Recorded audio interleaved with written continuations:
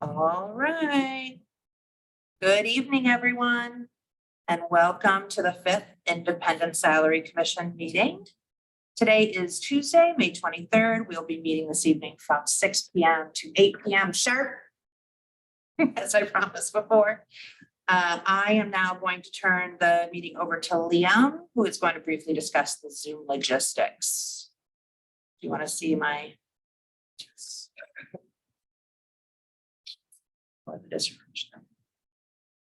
Hello, everyone. I am going to go over the Zoom logistics. This meeting is being recorded for later viewing.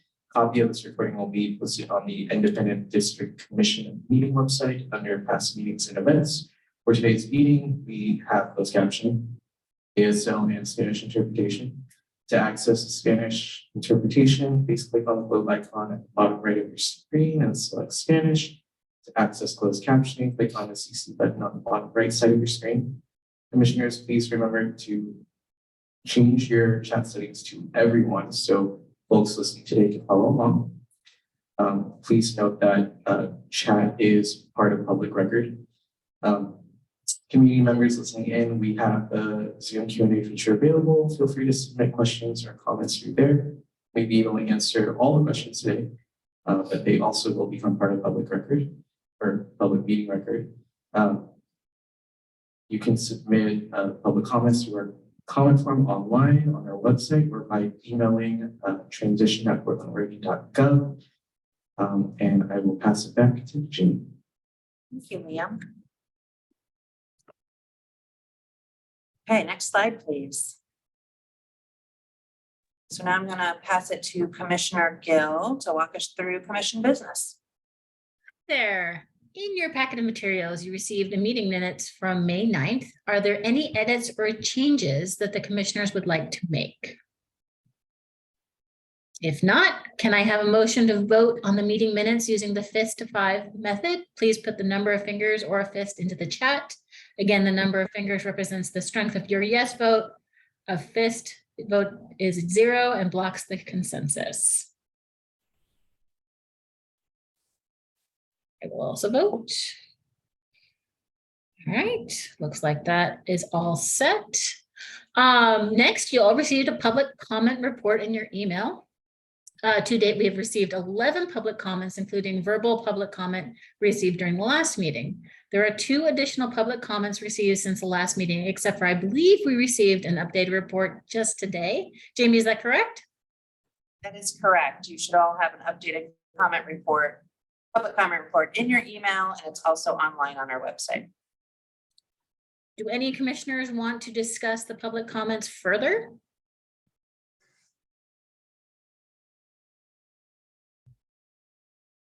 No? Okay. Now let's review today's meeting agenda. Next slide, please. I'm going to take a second to go over our meeting agenda for the day. You may notice there are some significant changes. Our guest speaker was unable to attend till closer to 7:30, so we've moved things around a bit. So you can see public comment will be the next item for agenda. Jamie, can you confirm if anyone has signed up for public comment at this time? Nobody has signed up for public comment and nobody is here in person. We will open it up to anyone who may be in attendance.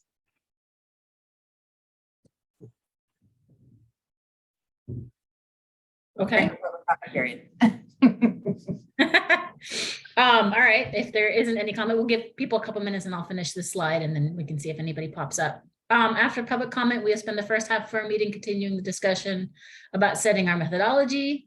Then for the rest of the meeting, we'll be hearing from Commissioner Martinez about the concept of differential pay for our cultural competencies, and she will be joined at 7:30 by Leticia Tillman as a representative of the Northwest Racial Equity Leaders Group.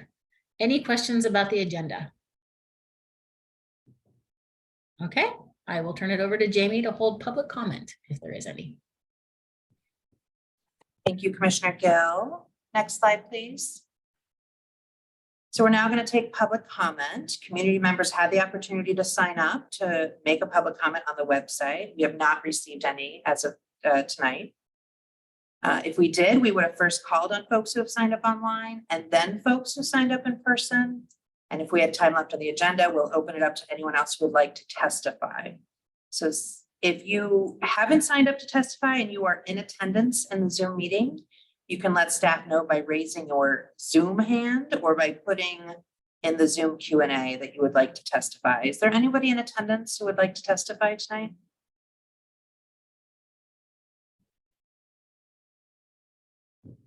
Liam, are you seeing anyone? Raise their hand. Here. Is there anyone in attendance? There are two. Okay. Okay, seeing as how it does not look like anyone is present to testify tonight, we can get started with the next portion of our meeting tonight. Next slide, please. Thank you. Okay, so we are going to continue the discussion we started last time we met 2 weeks ago. As you may recall, what we were attempting to do was walk through each piece of the research data sets and make a determination about whether to keep the data set and then identify some criteria, some way in which you would use that data set to apply to a methodology. It appeared at the last time that it really wasn't very helpful to take each data set one at a time without first kind of understanding all of the research and materials as a whole. And so tonight we're gonna attempt this a little differently. We're first gonna go over some slides of stuff that we decided last time, just to remind you where we are all at with some of the pieces of information.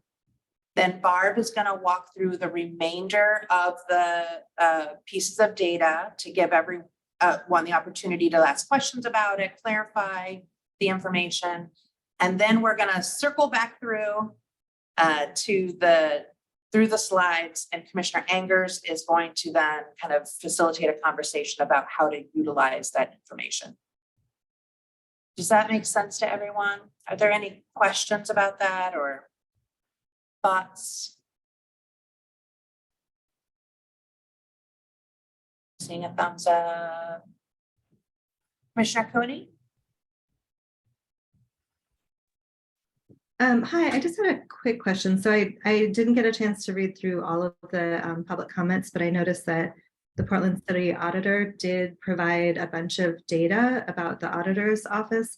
And I don't know if that's information that we would or could consider as part of our process or not. I know it obviously wasn't provided by our folks here, but I'm just wanted to put that out there. I wasn't sure if that's allowed or not. So, thank you. Whether it was allowed by you to consider it as a piece of data? Oh, it absolutely is, for sure. Yeah, you can consider that information. I know that Barb has updated some of her research materials in consideration of the memo that was provided, but it is absolutely a piece of data for you to consider. Liam, whenever you do the thing, I think it shows up on the screen. Okay. Was that? Lower negative, or this. Yeah. Okay. It shows up on the.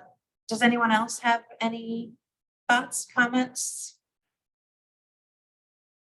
I know you received a lot of that public comment and the auditor's memo, obviously just today. So, you know, you can think about it over the next week. We can have a conversation more in depth next week if you want to talk about it once you've had a chance to review all of it.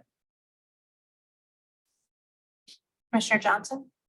Am I correct in thinking that that one email didn't have a sender attached to it? I couldn't tell the one that we received today. It didn't say who it was from. And did I miss something there? You did not miss anything. Commissioner Gill had the same question earlier today. Okay. You did not miss anything. I missed something. Long story short, there is we haven't quite figured out whether we provide anonymous comments or we make sure everybody's name is attached to their comments or something in between. And I wasn't sure what we were doing with this particular commenter. So I left the name off, but I've since confirmed that we do not need to make public commenters anonymous in our reports. And so the person who provided that information's His name was Michael Veal, Veale. I will update the public comment report for next time, so you all have it.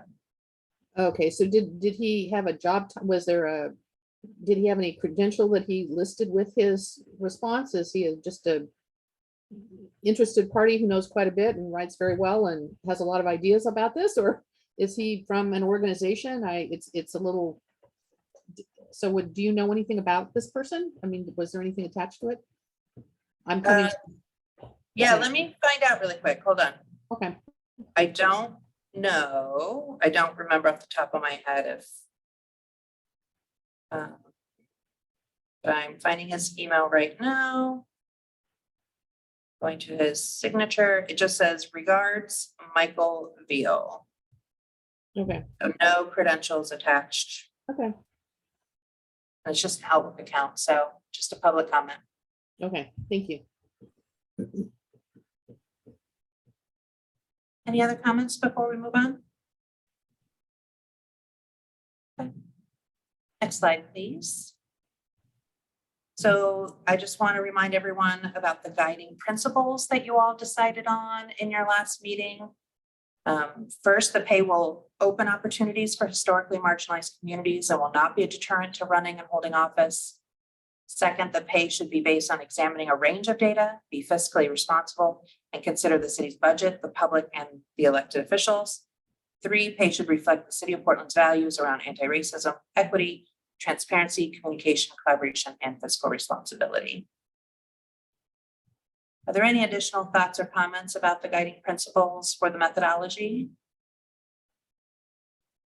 There was a pretty robust conversation, so. Not seeing any. Next slide, please. I'm not going to go over this, Barb. I was just going to basically show everyone that this is the data sets that we'll be going over one by one tonight. So for the anti-oppressive pay article, which we did a lot last time. So next slide, please. I'm going to ask Commissioner Angers to describe this proposed language on the screen and how you see it being applied to the methodology discussion. Yes, so Commissioner Sampson very helpfully sent on a little paragraph, and we were trying to figure out how to apply it because one of the things that we talked about in the last meeting was around that the tension between using market data as a data point but not over relying on it because of the reasons stated in this article, and so our co-chair committee put together this paragraph just as a way to illustrate some of the things that we are considering around market pay and some of the things that we're not considering, particularly around the idea that the roles are full-time positions, and so we're not taking part-time salaries into account. Any questions about this? Commissioner Sampson, did I capture what you were hoping to get down? Yeah, I'm still reading through it, but I think it looks good. Could I just ask one quick thing? Sorry, I didn't get my finger on the button. It says in here that we, the commission recognizes that many elected positions. The city of Portland has identified all the positions we are considering as full-time. Could we put in something in there that says that the charter has identified the city? Obviously, the city of Portland has, but the charter also identifies that, which is how the city of Portland has identified it. Can we wiggle the charter in there somewhere and have it make sense, or is it? Do people not feel that that's necessary? Commissioner Johnson, can you describe that a little more, explain a little more what you mean? I don't quite understand what you're asking. Okay, so it says in here, the city of Portland has identified all the positions we are considering as full-time, and therefore the commission will not take any part-time salaries into account in the data reviewed in our decision-making process. What I would suggest is that we say something to the effect that the city of Portland, by virtue of the charter, the formal title of what the charter is, has identified that the positions we are considering as full-time, because that's where, from what I understand, that's where it's laid out that those are full-time positions. So I'd just like to include that as a reference point so that, because that keeps being brought up.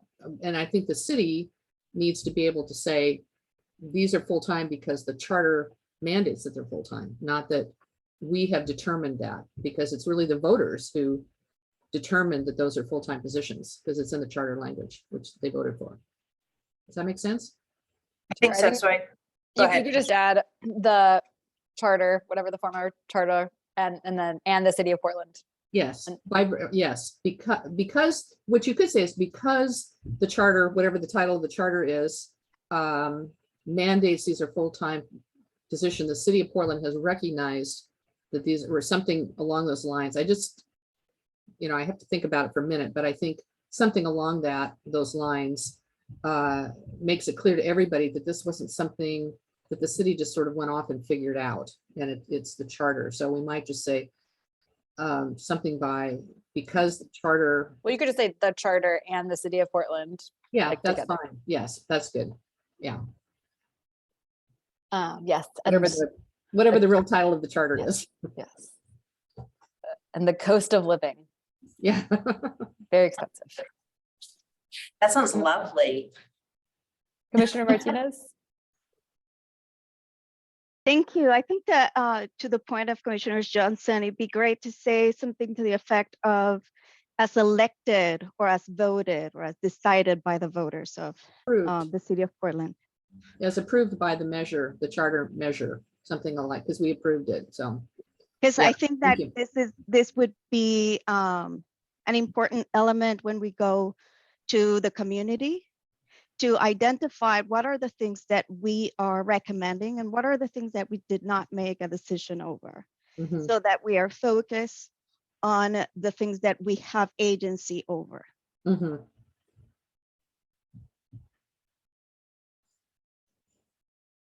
Great. Any other thoughts?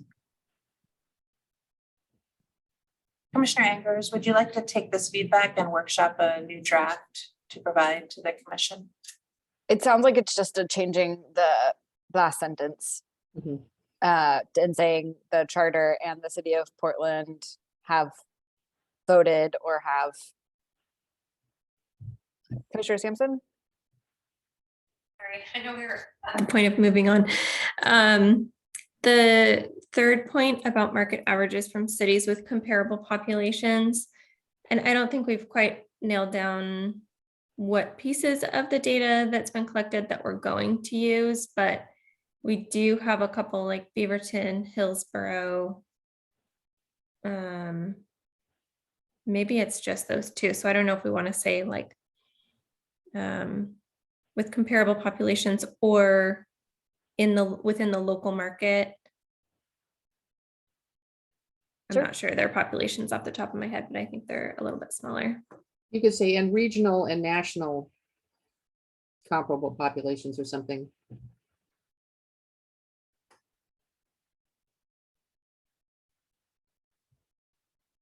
Market averages from regional cities and cities with comparable populations. Does that work?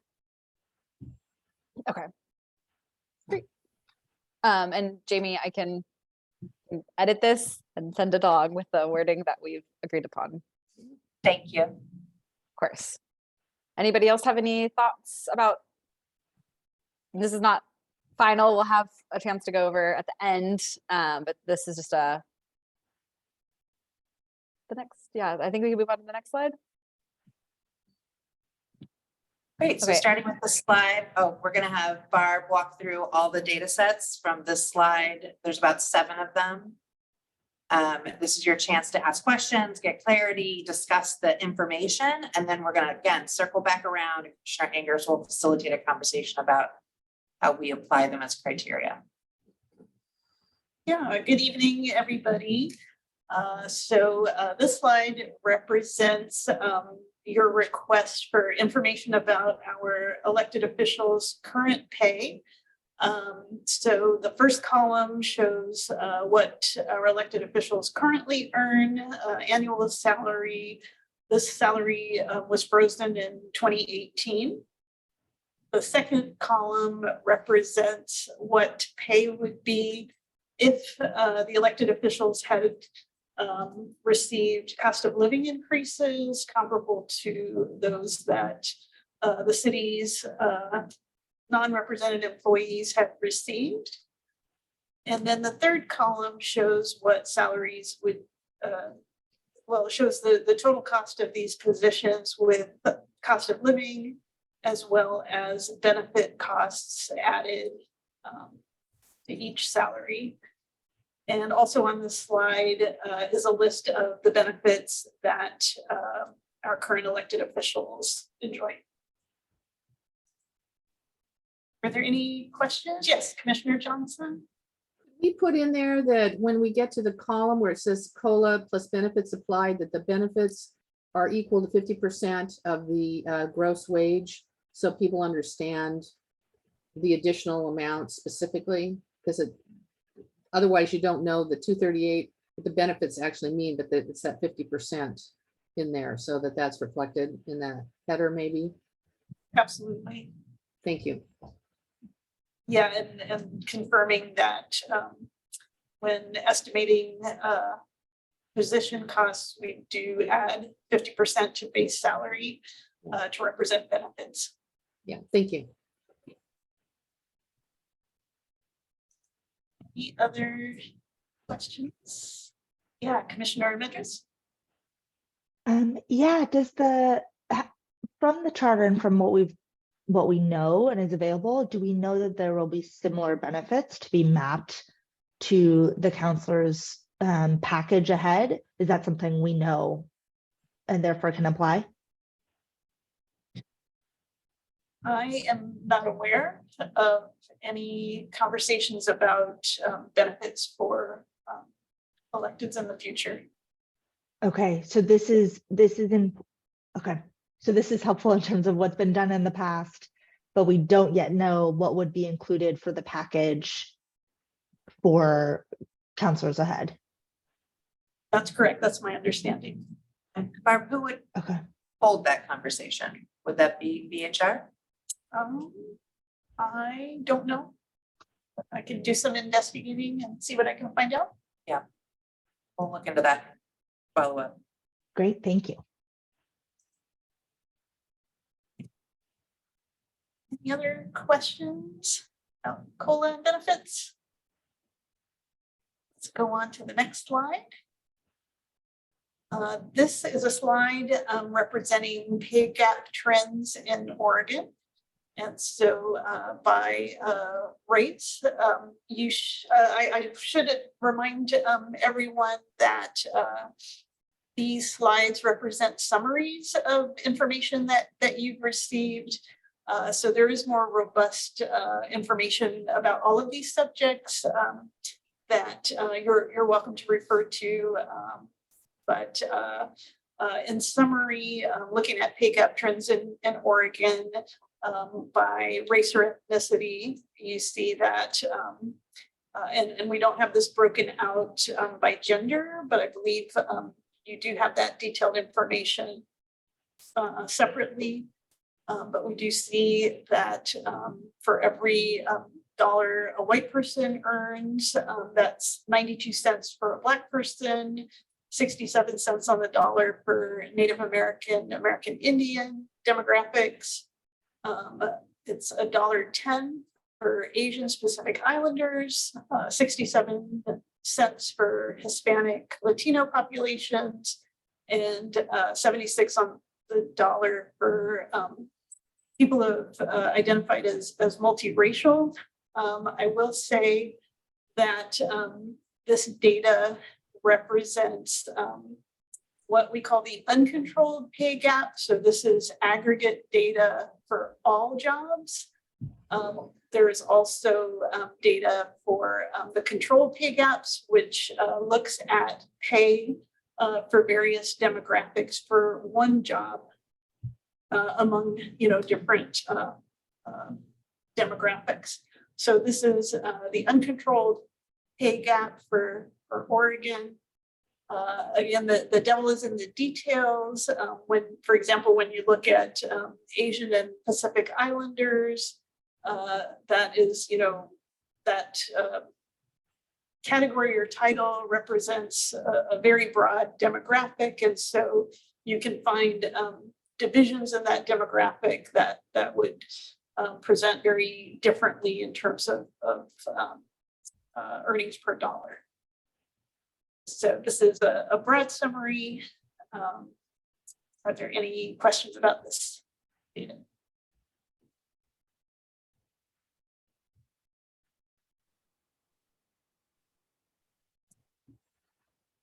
Looks like we can move on to the next slide. You asked for information about household structures in Portland. You have more detailed information, but broadly, 76% of Portland households do not include children, and 7% are single parent households. Single parent or single person? Single parent. Okay, I see what you're saying. Okay, yeah, got it. Yeah, so 76% no children, 24% with children. Of the total, 7% are, one parent with one or more children. Mhm. And of the total, 34% of households in Portland are made up of one person.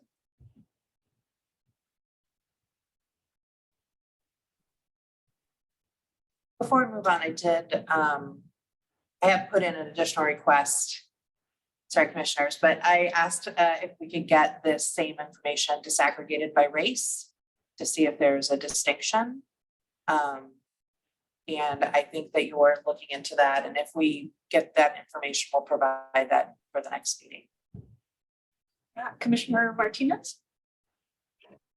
Thank you. Yeah, I have some national data that I will be sharing during my presentation, but if we can go back to the previous slide, I was making notes when you were moving into the next one, that as Barbara said, this are gaps that are aggregated, and that lets us also know how jobs that are decision-making positions are significantly keeping women and transgender folks and gender nonconforming folks and people of color out of those positions, because those positions have been traditionally and historically genderized and racialized.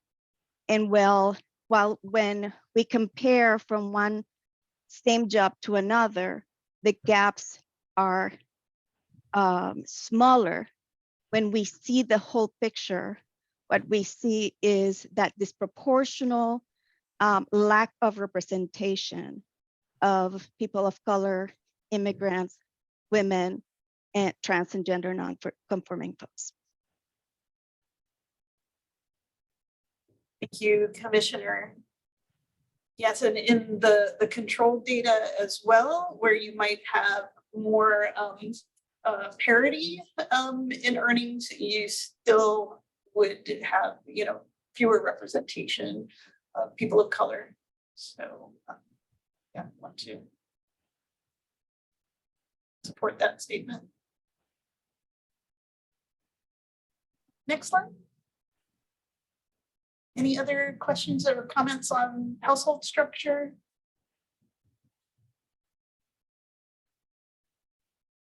Next slide. So this is information about the wages that would represent a living wage, essentially, wages that mean survival in Portland, and actually this is data for Multnomah County. I was unable to find actual data for Portland specifically, so apologies for the title. It's a little misleading, but these wages represent what it would take one wage earner with their specific household circumstances to make a living wage, so a surviving wage, and then what is considered a thriving wage. And a thriving wage assumes that 50% of your income goes to necessities. 30% goes to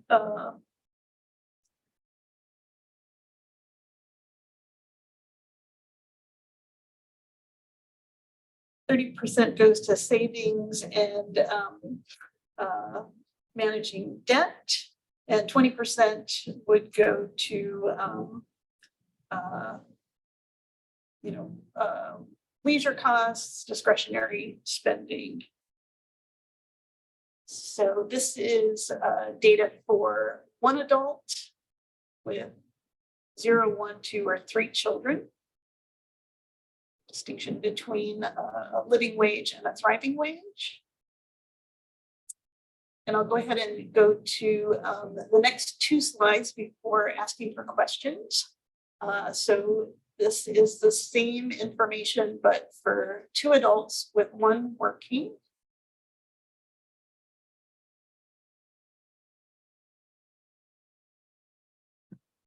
And the 3rd slide here on this subject is for 2 adults with both working.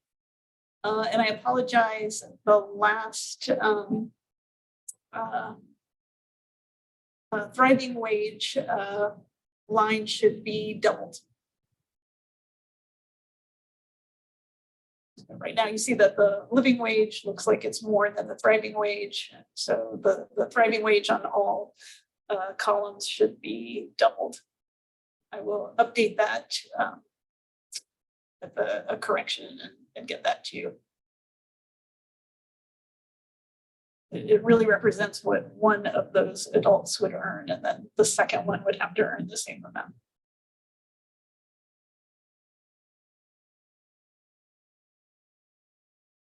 Are there any questions I can answer about this data? Do you mind going back 1 slide for a moment? Thank you.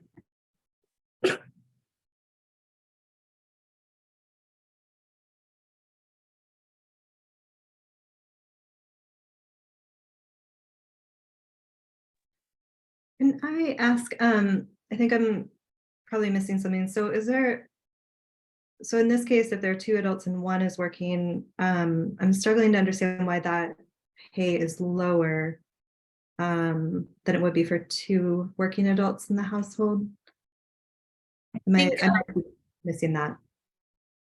Yeah, it would have to do with childcare costs. Some of the assumptions are that one of the adults would be staying home with children. So the cost of childcare wouldn't be part of that. I think there's also differences about health insurance costs. So if you have 2 adults working, have more robust coverage. That's part of those calculations.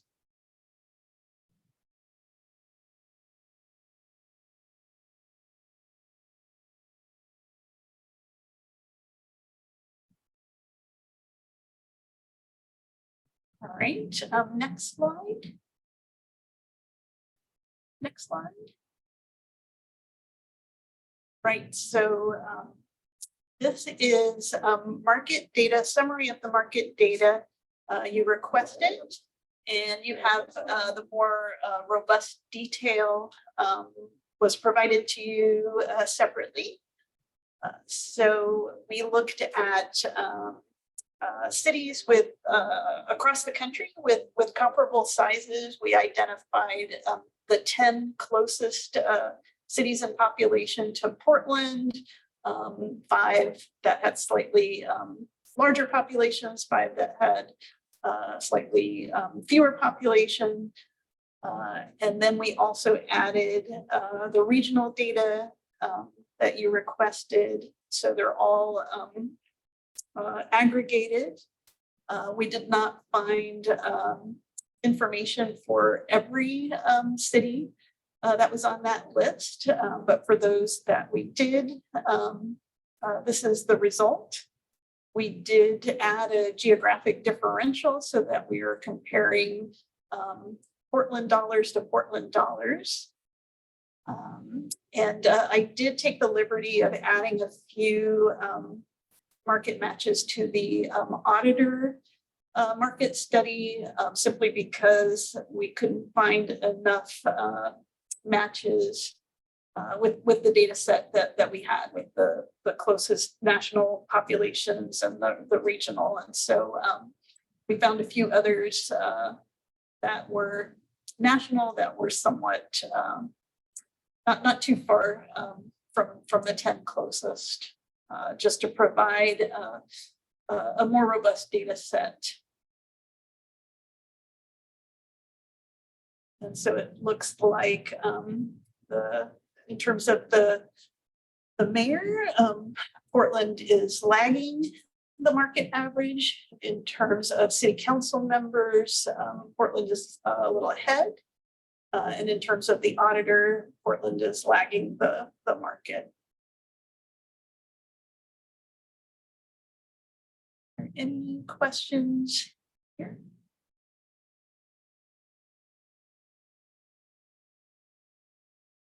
Commissioner Sampson? Yeah, we might get into it at another time, but when I'm looking at the spreadsheet, like particularly for the auditor, there are some hidden rows. And so I want to make sure I'm understanding the market average correctly. Is the market average calculation pulling all data, even hidden data, or is it intended to be the 4 that we can see? So for the auditor in particular, Fort Worth, Las Vegas, San Jose, and Sacramento. Correct. So it is pulling, it is averaging those 4 data points. Unfortunately, we couldn't find any other matches at the time that we had. So there are only 4 pieces of information, and we're looking at the midpoint. And you are more than welcome to unhide any of those columns. They were simply hidden for ease of reading, and we look at the midpoint.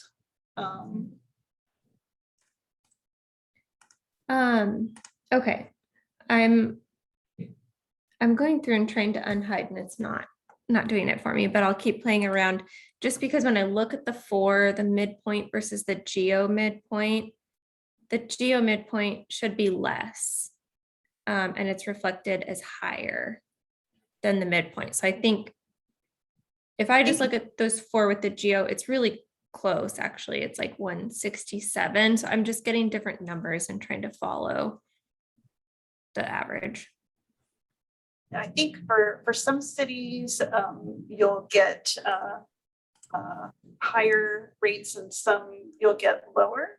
And so it's just adding all of the midpoints based on what the geodifferential calculation was. Yeah, I think there is something going on in this just for the auditor. I'll keep looking, but yeah, maybe we can revisit it. Commissioner Sampson, I wonder if you have the most recent, you might be looking at a prior version that there was a formatting error. Does your spreadsheet, is it called Market Data Results Final Auditor Update? Yes. Okay. Yeah. San Jose in particular on the midpoint is 217 without the geodiff and 170 with it. And so I think just that one comparator, the others are pretty close to each other. I think that one comparator would show them the mid without geodiff as pretty different, but yeah, I'll keep digging as well. It's not that far off from 166 when I just look at those 4 comps. I just wanted to understand the calculation. Right. No, I see what you're saying, Commissioner. I also looked at that calculation. I went back and I checked the geographical information a couple of times. But that is, yeah, what our calculator is coming up with. But I'll take another look and maybe get a second set of eyes on that and confirm that we're calculating that correctly. It struck me as a bit odd myself. Okay, thank you. Thank you. Commissioner Johnson?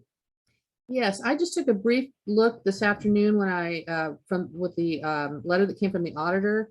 And they pointed out the sort of significant differences in different kinds of auditors' offices and the responsibilities in Portland versus some other places. And I'm wondering, while we may have comparable cities for the auditor, do we have comparable level of responsibilities reflected in these wages? That's a great question. We do not.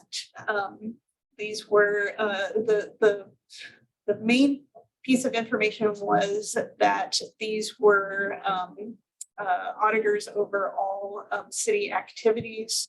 So these are not, auditors that maybe look at finances alone. So they had similar functions to our city auditor, who was responsible for multiple programs. But it wasn't a very close look. And we're not sure if these have the same kind of structure of government that our future city government will have. We weren't looking at that information. We can certainly drill down to any characteristics that you would like us to look at. Unfortunately, the information is it's not very accessible. So we would likely have to do a survey, which will take time. But we can certainly, see what data we can find that's available to the public. If you have specific direction you'd want to give us. Well, one of the things that occurs to me in looking at these numbers is that the biggest gap between what we're paying and the market average is with the auditor, I mean, by and large. And they had an extraordinarily detailed letter with the various issues or memo that they sent out. I think we need to take a hard look at that, because if we are looking at trying to figure out how to make sure that we're paying at the right level with the auditor, we really want to make sure that at least we're looking at other cities who have that kind of comprehensive responsibility in their auditor's office.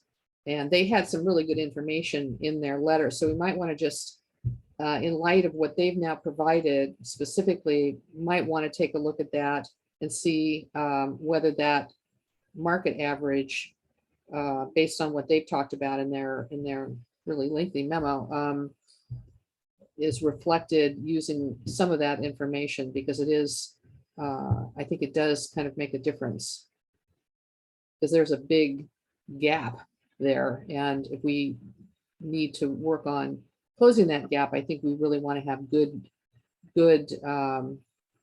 apples to apples kinds of responsibilities that those offices cover. Thank you, Commissioner. Would you like us to use their list and confirm pay and add a geodifferential, or did you have some other thoughts? Well, I think we should look at their information. I'm hoping, since it's the auditor's office, that we can count on it being accurate. But I do think they did provide a lot of really good quantitative information that I think is worth your folks looking at and seeing it make sense to them, and then maybe applying it. Commissioner Martinez?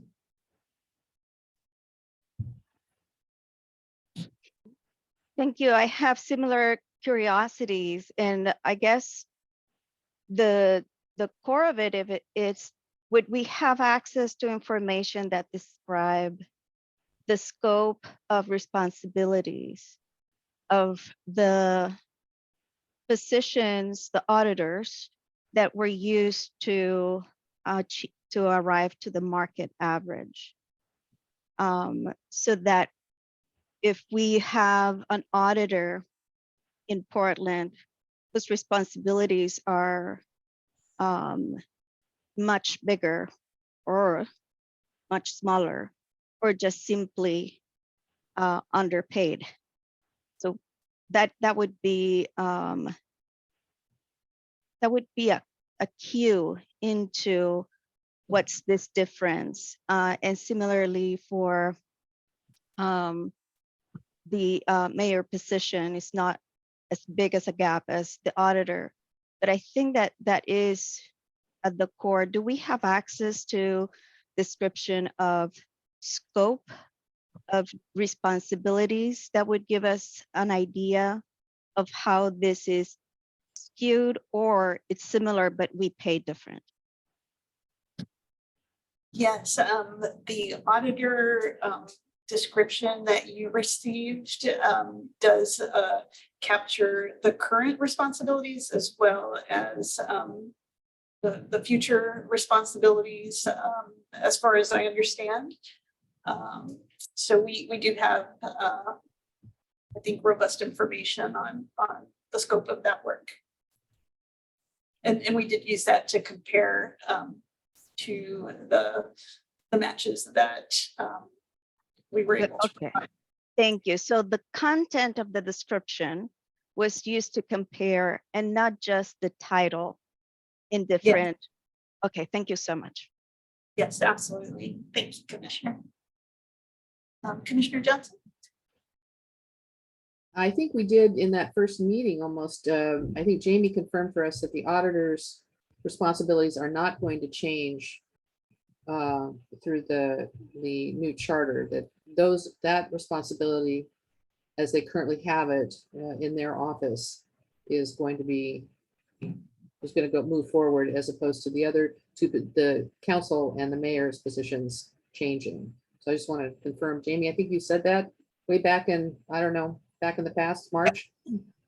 That is correct. You Okay. also all received material called roles and responsibilities that Right. outline where the various roles are in the charter code. Thank you.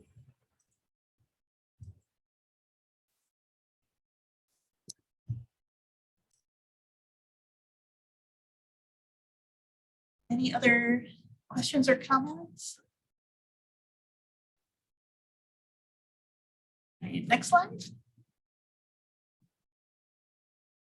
So this is budget information of the current structure of our elected officials' offices.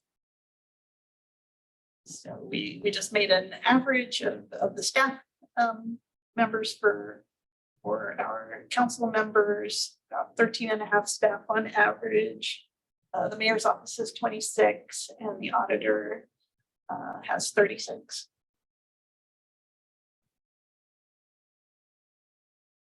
Any questions on this slide? And again, this is current information.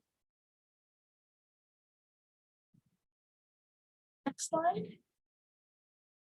Oh, Is that it? that's it. Okay. Courtney, would you mind going back to slide 10, please?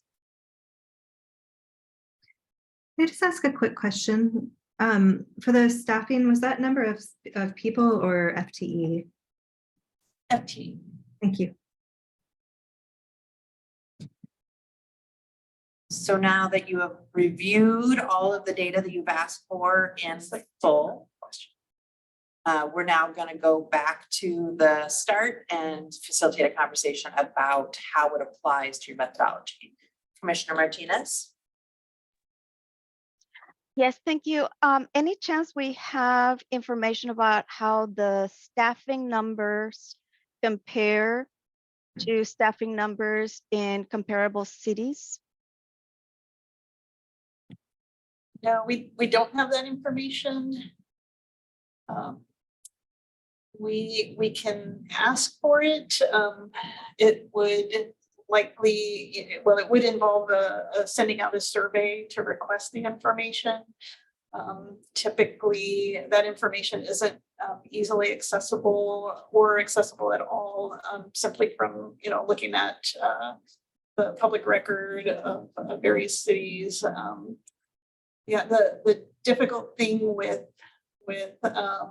this kind of research is you might, select a city that has a similar population and spend, 3 or 4 hours digging through, websites and charters and codes and not be able to find any information. So, unfortunately, it's just, it's very hidden in the bureaucratic structures. The best way to get good, accurate information is to, request it directly from the jurisdiction. And we certainly can do that. But I would just want, folks to understand that information might be spotty at best, or just, not forthcoming despite our best efforts of, calling and asking. But we'd absolutely be very willing to make that request. Yeah, thank you. I mean, the reason I asked is because there's some parameters about the percentage for the salary, and this might be informative for the commissioners to make the decision, but this is a curiosity that just kind of I just thought of as I saw the slide. So I wonder what other commissioners think, if this is something that we feel would be useful for our decision making, or if it's just something in the back of our minds, just asking back. I'm just not sure that it's going to be relevant information, for at least for my choice. Just because it's just would be so hard to compare from different counties and different cities. I also am having a little struggle even including the current budget in my deliberations, because the charter did state that maybe the operating budget might increase with the new added commissioners. So it's just a thought. I'm just not sure that I need that information, but if you need it, also go for it. Oh, that's very helpful. Thank you, Commissioner Gill.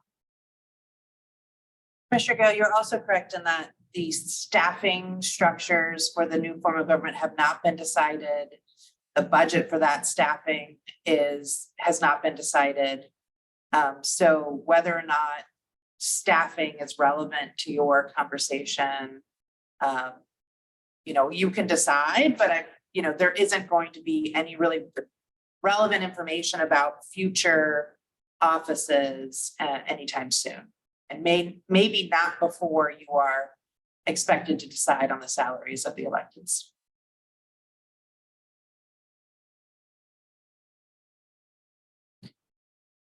Are we ready then to go back to slide 10 and start the conversation? This is exactly the conversation we want to have, Commissioner Martinez. You just kind of teed us up, which is like, now that we've seen this information, what does it actually tell you about how you want to apply it? What decisions you want to make around it? Does it give you a specific criteria, boundary, or idea? And so let's start with slide 10. Go back to slide 10, and I'm going to turn it over to Commissioner Engers. Okay, so what do we make of this? The things that we're asking are, is this information useful? Do we want to keep it? And then if we are using this information and keeping it, how are we going to apply it to our methodology?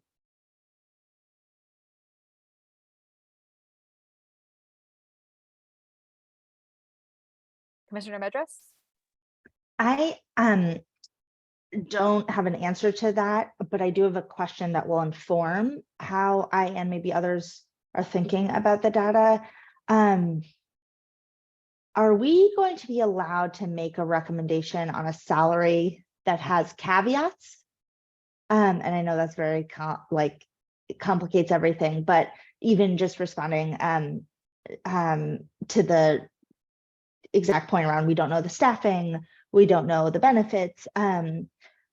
If we just take the staffing as an example, could we say, if we determine that this is a full-time role that's going to be a solid 40 hours, but if they have 2 staff, that position takes on a lot more work, and therefore we want that to be considered in the salary, versus if they have 5 staff, we are recommending, like, can we recommend tiers based on all of these different circumstances that are coming forward, or we just have to recommend something that the distribution of work and the number of staff is TBD, and our recommendation on salary has to work for if it's 2 staff or if it's 10 staff?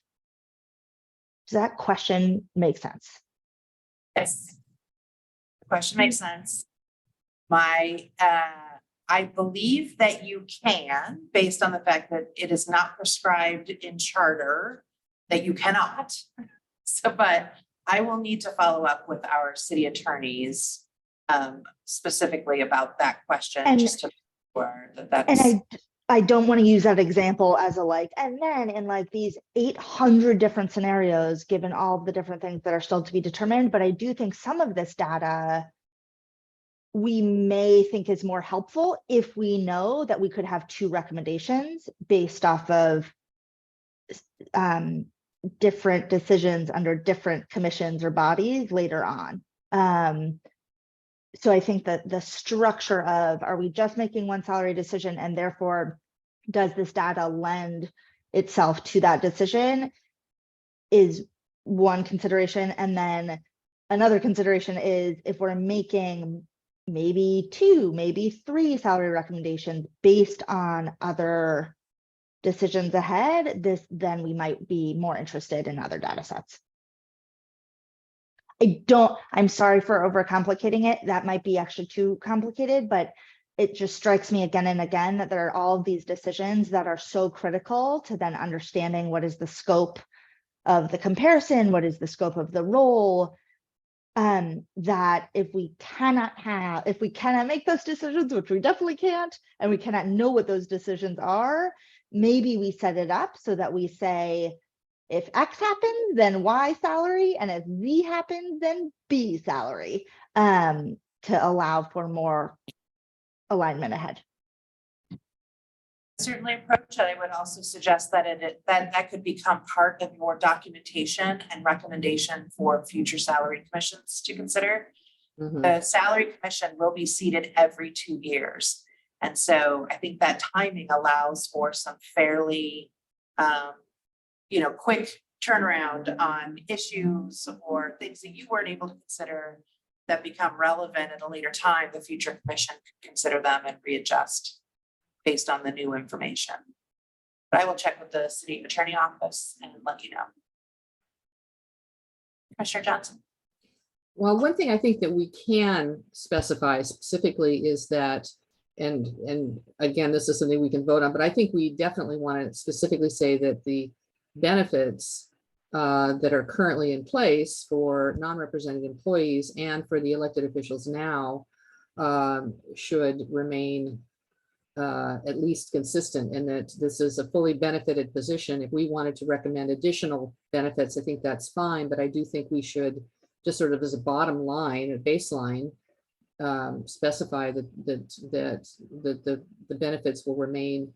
These are fully benefited positions as they are for non-represented employees, and then if we wanted to throw some other things in, that's okay.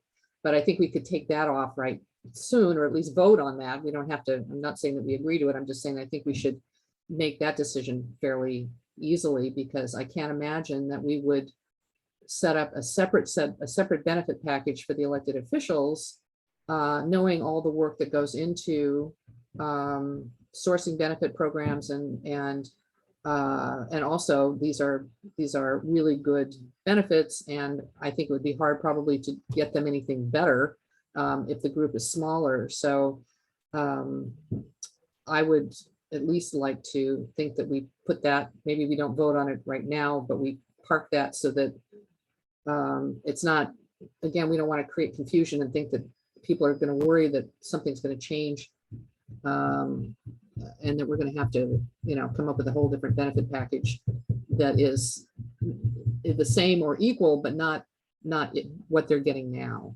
because that's very disruptive. And there are a lot of other things that are benefits to being a city employee that I'm sure are not on here, but are part of the compensation package along PTO and whatever kinds of other things that are not the kind of top line benefits that we would certainly want the elected officials to continue being eligible for. Because I'm assuming they're eligible for anything that the non-reps are, and that would be a question for you all rather than me, but I think I'd like to get that parked at least. While benefits are not within the purview of the salary commission, it can certainly become part of your documentation Mhm. and recommendation. And I think it's probably a good sign that there's literally no conversation about changing the status of elected officials in terms of their status as City of Portland employees with, conferred with all the benefits that they have now.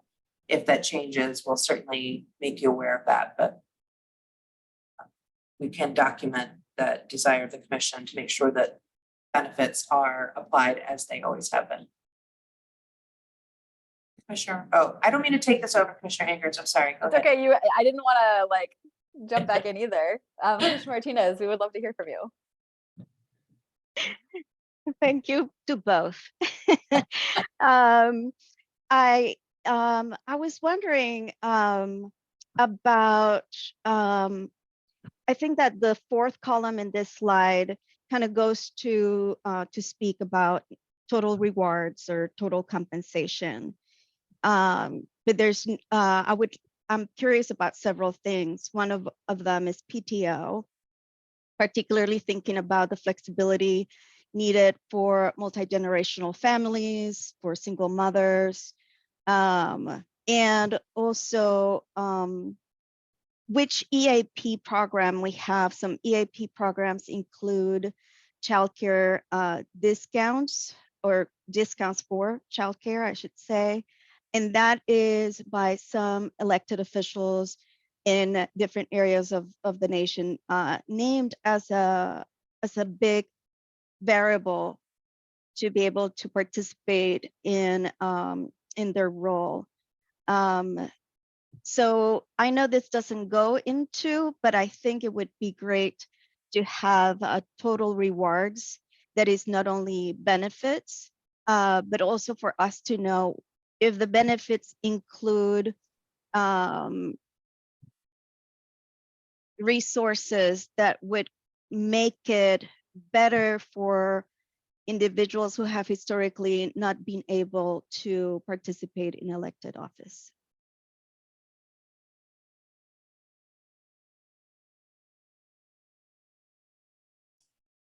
I'd have a concern that we would be doing something like that, and there are lots of employees who work for the city who I would want to have the same kind of benefits. I'm not sure that.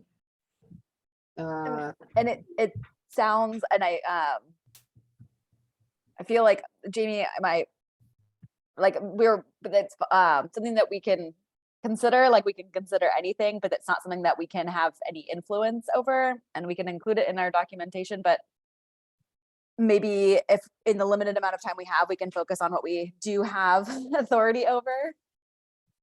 And I think that actually PTO for the city is pretty competitive. Isn't it something like 30 days? Barb, do you have the information on that? Paid time off, it's dependent on accruals. So, you accrue a certain amount, which, you gain time the longer you work at the city. But that said, I'm not sure about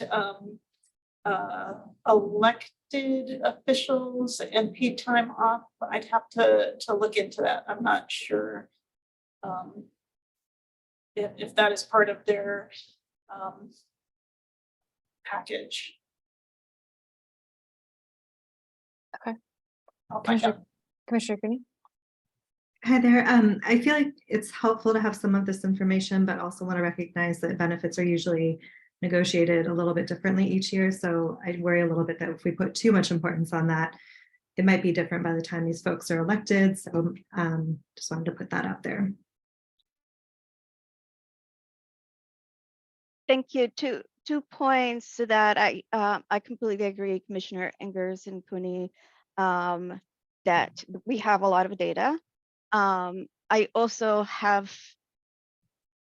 feel a heavy responsibility as a woman of color, single mom, immigrant in this commission, and I want to make sure that I fulfill my responsibility to lift precisely the variables that I have learned to be impediments for people like me to engage in public office. But yes, I understand that we don't have a lot of agency over that.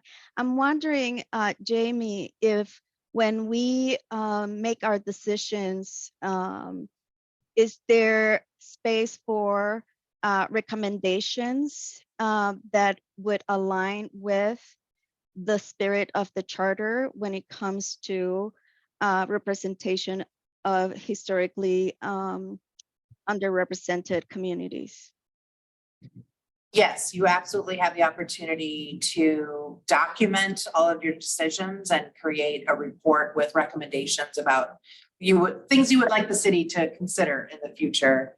And that could include benefits changes and that kind of thing. In fact, the August meeting, so after you vote on your salary proposal at the end of July, the August meeting is completely dedicated to this very conversation of what do you want to document? How do you want to document it? What would you like to include in that documentation in terms of recommendations? So there is absolutely space for that to live somewhere and to move on.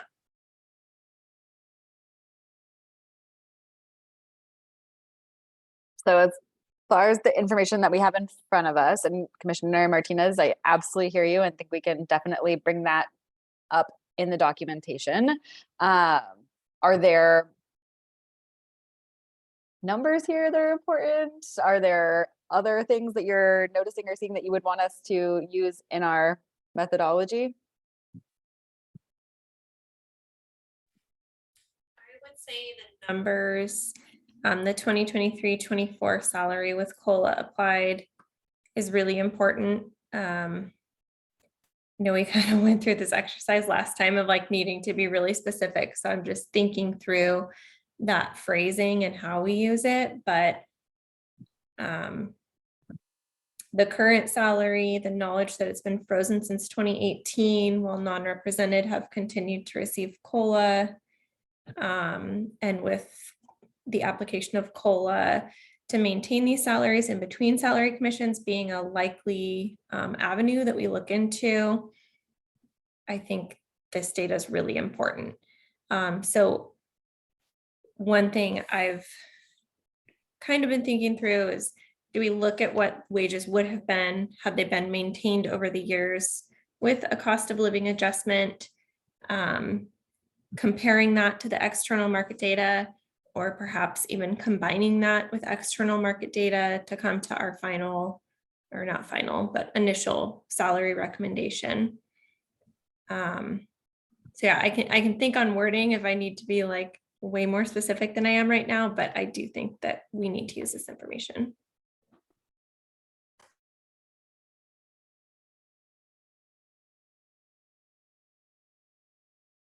And what I was hearing was looking at what the salaries would have been. Sorry, if that's my kiddo. If the salaries had kept up, then if there would be less of a differential between the cities, is that what we were getting at? Yeah, less of a differential between the market and where the city currently is.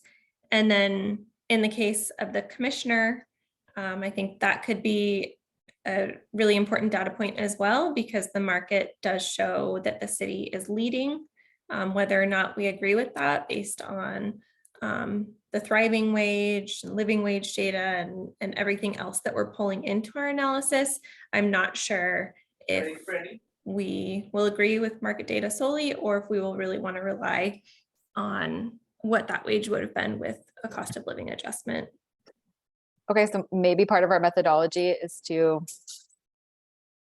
disregard the current salaries and focus on the salaries with the COLA applied. Does that, how does everyone feel about that? I'm seeing some nodding heads, but I don't want to make an assumption for everybody. Okay, Commissioner Martinez, I see a hand. here goes. Thank you. I'm wondering, I love the thumbs up. voting. I wonder, I mean, do we need to make the decision of a specific data point, or what are the constellation of data points that are going to inform our decision? And Jamie, I'm sorry, my kid's going crazy. Whole human beings. We're whole human beings. Thank you, I appreciate it. Jamie, you were saying that maybe we weren't even making a recommendation about a specific number, but really just the way that the BHR might get to a number. Is that correct? Yeah, I think what we're looking for here is enough specificity about what you do and do not want to consider in a salary proposal that gives BHR the opportunity to come to you with a range of numbers that fit within your scope. So how you apply this, you could get very specific and say, we're not going to consider any salaries that is current or 2018, and we'll only consider salaries that are at or above, that middle column. I was throwing something out there, right? Something specific enough in collaboration with all the other data sets. So it's not just like this data set is the decision maker, it's all of them together, so that Barb and the team can come to you and say, well, this is all the numbers that fit within what you have described as your criteria. Does this work? If not, what do we change? And just a time check, we have 2 minutes for the rest of this discussion. So Commissioner Eggers, Thumbs up. I'm going to look to you whether or not you want to move or finalize this slide before we move to our next item. Hearing what Jamie just told us, do we feel comfortable with looking at the middle column as the data point from this that we would consider? Mhm. Great. Okay, Jamie, the middle. Oh, I see another hand, Commissioner Martinez. Or is that a 5? We got a 5. All right. Yes, just a 5. There's some 5s out there. Excellent. Okay, so Jamie and team, it looks like for the 2-minute time check, we'll give a minute back to us because we're using the middle column. Okay, wonderful. So what we will do is pick up where we left off at our next meeting next Tuesday on this data set. So this slide, I feel like you've made your decision. So we'll start with the next one when we come back to this conversation next week. Does everyone feel good about that? Wonderful. Okay. Courtney, could you please go to slide 18? A second. And also catch up to slide 18. Okay. I'm really excited about this discussion. We do have a guest speaker coming in, Latricia Tillman. I do not see them in chat yet, but we will pay attention and make sure that they get in. Hopefully if they're in attendees, we might keep an eye on the attendees and make sure that they're not waiting in that. Okay, so it is now my pleasure to turn this meeting over to Commissioner Martinez Alicea, who will be introducing some concepts about differential pay that she has successfully implemented in her HR career. Commissioner Martinez, I'm gonna rely on you to introduce you all to the guest speaker, to introduce the commission to the guest speaker whom you invited and you work closely with. But before I turn it over to Commissioner Martinez, I don't want to embarrass her necessarily, but I was recently made aware of the fact that Commissioner Martinez was recently selected by the Portland Business Journal as an HR Leadership Award winner based on her significant impact at her company and her overall leadership practices. We're very lucky to have you on this commission. So Commissioner, I'm going to turn it over to you now to lead this discussion for the remainder of our meeting. Thank you, Jamie. Yeah, that was quite the surprise. And very excited myself to share with other HR colleagues some of the things that I've been able to implement at Oregon Food Bank as food for thought, considerations, not necessarily a particular agenda, but data that we may consider and structures that we may consider. So let me tell you a little bit about the work I've done at Oregon Food Bank.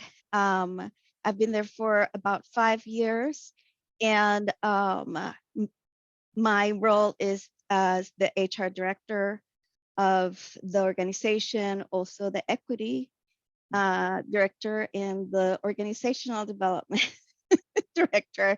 All hats, one at a time. And one of the things that I've focused on is in creating a compensation structure that is transparent, predictable, and that it meets the financial needs of our community. Our goal at Oregon Food Bank is to eliminate hunger and its root causes, and we define root causes as all the outcomes that come from settler colonialism, which is sexism, racism, ableism, cissexism, ethnocentrism, you know, the isms. So we have in 2019, we created a 10-year vision.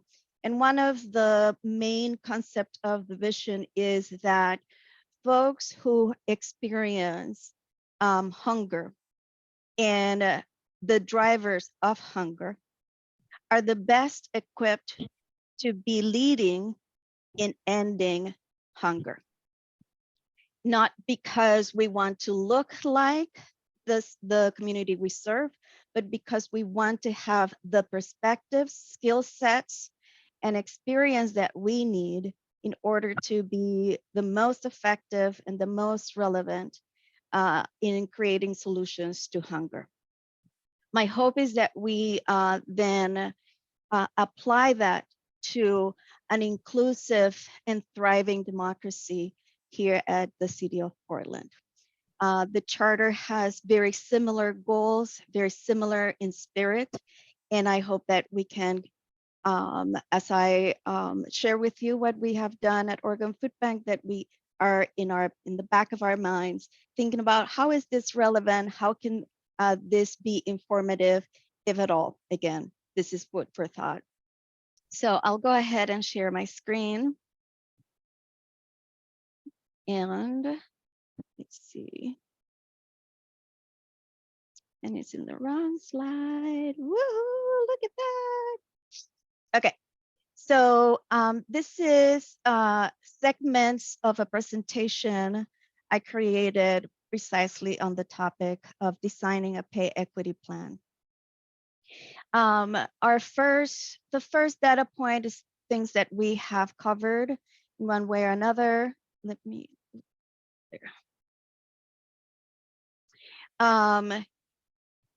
in terms of pay inequities. And the US, as of 2022, is one of the countries, if not the country, that has the greatest ratio of income inequality.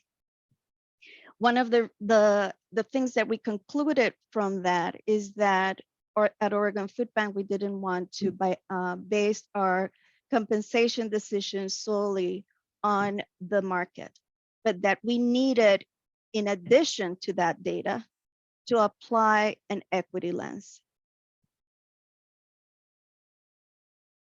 And this is the uncontrolled gender pay gap that Barbara was referring to earlier tonight, where, for example, for cisgender women, compared to a controlled gender pay, we make 82 cents to every 99 cents of every $1 earned by men. And this is a little bit of data about the disparities. And again, this is national data. What Barbara and team has provided to us more specific. to our area. But this was part of the data was informing our decision to create an equity lens to our the data that we were collecting from the market. Particularly, we looked at the disparities for Indigenous people, for Black folks, and particularly Black men, and we see again similar trends.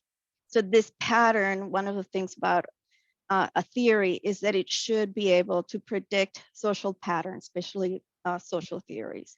So we see that what is called oppression theory then can predict many patterns, particularly in this case, regarding wages.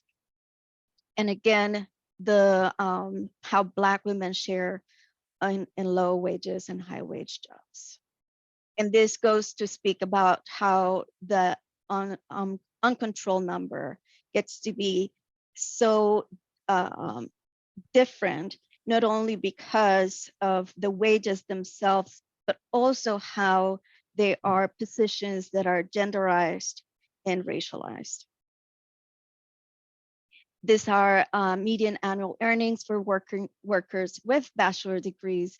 So this is data that tells us that even having the same level of education and background, that the disparities continue to repeat, that patterns continue to repeat when it comes to the desegregation of the data based on race. Similarly, with advanced degrees, and sometimes even more accentuated. And one of our, we have at Oregon Food Bank, we have identified equity constituencies, meaning communities that are disproportionately impacted by hunger. And those are based on data, local and national, people of color, immigrants and refugees, single moms, and trans and gender nonconforming folks. And this data is particularly regarding then how single moms struggle. Therefore, when we have folks struggling financially and particularly impacted by hunger, it's an indicator of how capable would they be to contribute to the larger community. And part of our basic assumptions is that when folks do not have food insecurity and have access to health, food, education, they can then contribute at their fullest to the community's problems, the collective community problems, and then we would all benefit from greater participation. So what we did is we identified why do we want to have greater proportions of these four categories of our equity constituencies or identities to contribute to a more just society. Then the principal reason then is that it's just society, but the practical reasons are, yes, to attract, to recruit and retain the particular talents, the particular skills, perspective and experiences of the folks that are in those four categories or equity constituencies, because we have defined them as crucial and most valuable to achieving the mission and objectives of the organization. So in my work, I'm constantly, and you have probably heard this many times, is no, you hire the best person for the job. And I always say yes, but what makes in your definition the best person for the job? What is the criteria? What are the talents, skill sets, and perspectives and experience that have the value added to achieve then the mission and the goals of the organization? So like I said, not to ensure that the organization reflects the community we serve, but because I always say my melanin has no skills, right? I've developed skills and perspectives by virtue of having melanin in the context of the US. In that time, 2022 is already 23. And those are very specific skills and perspectives that we can name. So don't hire me nor pay me because I have or don't have melanin. First of all, it's illegal. Second, because we understand the value of the skills and perspectives, and we're part of the spirit of the new charter is precisely to increase representation. And that representation is not just melanin or a particular gender or gender identity, etc. But because of the perspectives and skill sets and relationships that come with having this particular experience that we can name, and not just because of particular identity. So what do we, how do we determine what is crucial and of value? So in dominant culture rubric, we think of formal education, of schools, years of experience, sometimes even previous salary. And we also tend to equate fiscal responsibility to scarcity. And we've talked about that very topic several times, and how then how to pay the least for what we want. And instead, what we want is a mission-driven rubric. Is the job itself what we need to achieve our mission? So in this case, we don't need to ask this question. We have determined that we need these positions for our city. What is the criteria to determine the candidate qualifies? So in this case, like we have talked about, we are not, this is a democratic process, and we're not going to determine a particular criteria for qualification, but we are examining the criteria for the salary.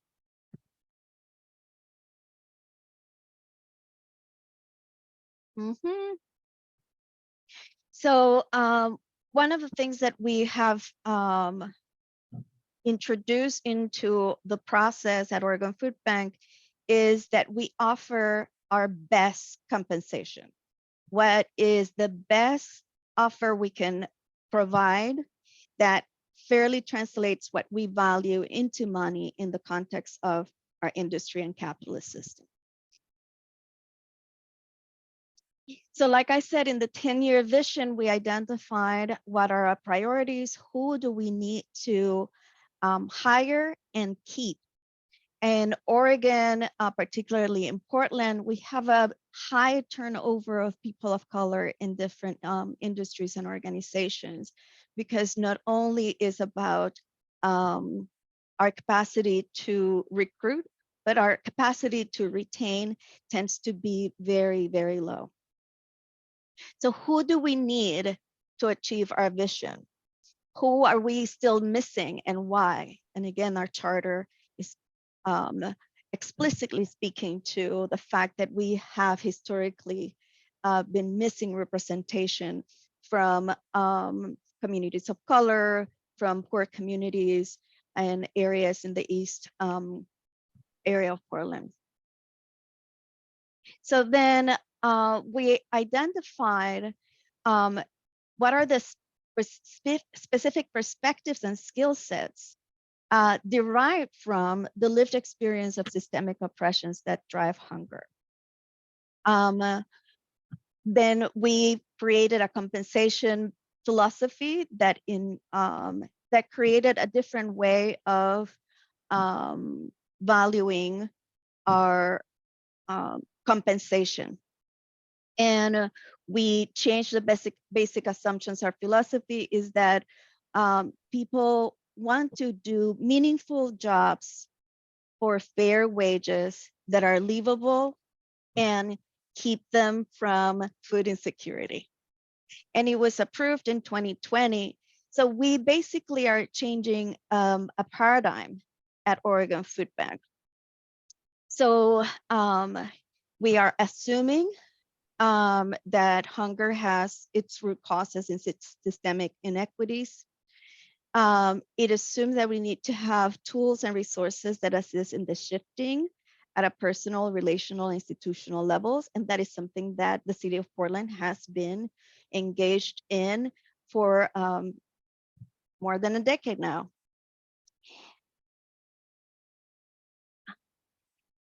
And so we created a 15 steps page structure with 8 grades. And I want to show you, and I have it queued up. Let me see if I can see it here. Commissioner, while you do that, I just want to note that the guest speaker has not yet arrived. Oh, And we still want to end at 7:55, but we want to have time Yeah. for conversation and questions. Yeah. I'll just present this. She's texted me and she is gonna be here in about 7 minutes. So I present this and I'll turn it to questions. So what we created was a system where we have ways for folks to enter at a particular grade based on a particular set of jobs classifications. And what we did is that we created a system where we start at step 1. But if that person also have 10 years of or more in multicultural immersion experience, and we use a particular definition for that, we then apply one more step. And if that person is multilingual at a minimal professional proficiency rather, which also has a particular definition, we do another step. And if they have 10 or more years experience in that particular job, we add another step. So folks can enter that particular job in ranges from 1 to 4. In that way, we have been able to create a work culture that explicitly not only values, but compensates for the skills and perspectives that we believe will make our work more doable, more real, more relevant, and effective. So that is information. I put a lot there and I have all kinds of other materials, but I know by experience that this is not something that is being done in many places. We have, of course, vetted this with our employer lawyer. What is it the name? Employment lawyer. I like employer No, lawyer better. It's Right. 7:30. If I could do this in Spanish, I would. So anyway, what are some of your thoughts, or maybe you have questions for me before Latricia Tillman join us?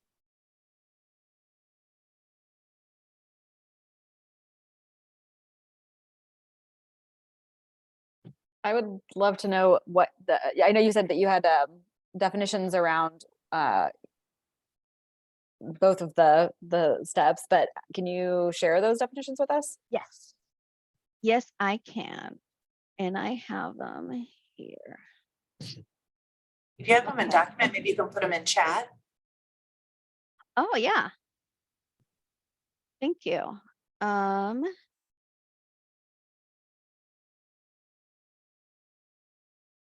This is our, where is the chat now? There it is. This is the link to our SOP, compensation SOP. where we have the definitions either included in the document or linked. And these are multicultural immersion definition is based in multiple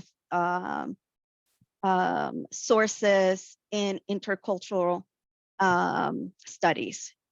And the definition of minimum professional proficiency is based on the federal government definition.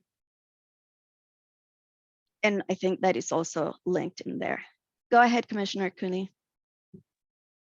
I just wanted to acknowledge how much I loved that presentation, so thank you. And the slide that just caught my attention was just where you had the written it down about, my melanin has no skill set nor perspective. So I just thought that was a really powerful way of putting that and kind of helping people understand why you compensate people, like what to honor. And yeah, so well done on that. Thank you for sharing that. I don't know if you're planning on uploading that to our information, but I would love to be able to kind of chew on it a bit more after our meetings. I would be happy to share that. Yes. Part of this is not only retention, but also a work culture of explicit valuing and not just lip service. And it has created a community that is engaged in valuing and compensating, not equally, but in equity. It's equitable pay for a particular mission, because we need particular skill sets and perspectives in order to achieve our ultimate goal. Go ahead, Commissioner Johnson. I'm curious, have you talked with people who have done something similar in a non-mission driven organization? So how does that work? Because I mean, even in non-mission driven organizations, there's a common goal of some sort, but I'm wondering, how does it work? Yeah, thank you for the question. For for-profit organizations, this is a deeper level of commitment to equity and commitment to their employees, because it is a competing priority with the bottom line, right?